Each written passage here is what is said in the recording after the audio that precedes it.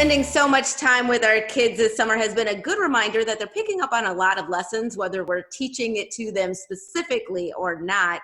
One of those topics can be money, and this Money Monday, we've got Kyle Winkfield. Besides being the president of Finley Alexander Wealth Management, he is also a dad. And you say you've seen your 7-year-old Jack express sort of an interest in what it is that you do, right? Well, he does. That's very flattering. He's like, "Daddy, I want to do what you do," or "What do you do?" And so I say, "Hey, I guide people to make better decisions with their money."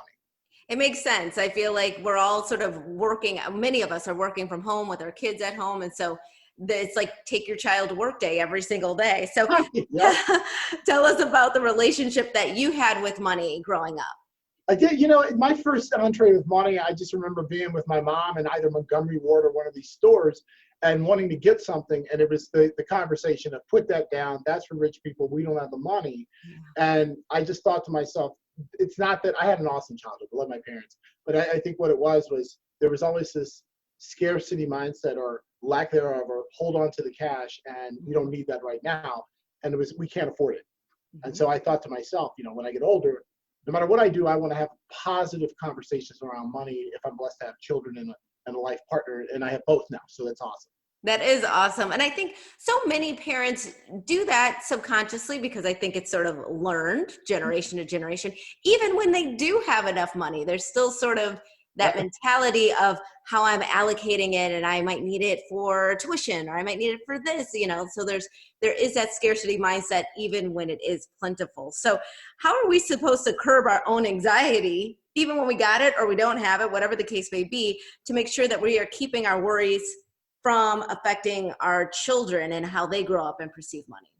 Yeah, I think the first thing is, if you, independent of your kids, and you're having that conversation, if you have full command and are at peace with what you're doing, and you realize that there's a positive energy around the money. So you know what, you got a budget, and it's not a bad budget where you're like, I can't, but it's more, this is how we can. So when you have that plan in place, I think the next conversation is you can have more structured, positive conversations with your kids about like, well, that's nice that you want that video game or whatever it is, but is that the best use of the money? Or how about we save some of this money, and then you save up, you can use some of your money. It's funny how they don't buy the video games that quickly when it's their money. So That's true. That's true. And I guess, can you give us an example of maybe one of these conversations that you might have had with Jack, your son?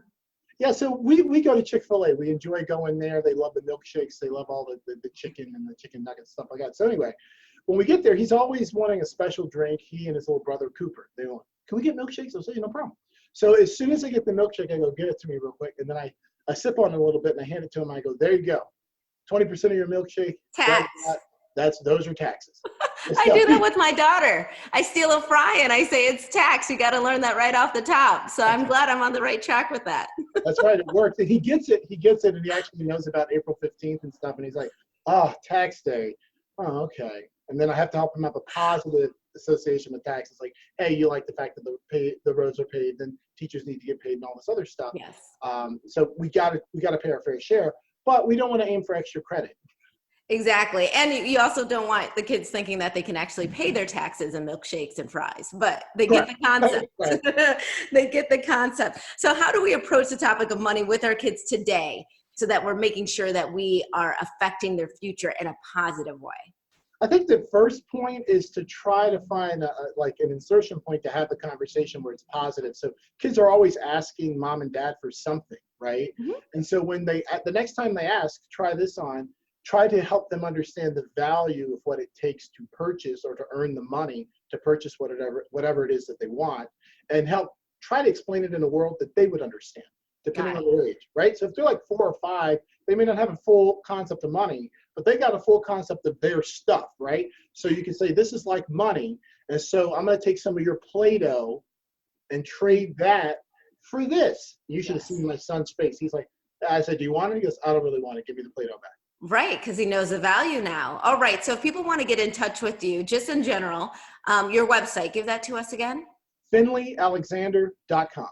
All right, Kyle Winkfield, thank you so much for being with us. Really appreciate it. And we'll be right back with more Midday Maryland right after this. Stay tuned.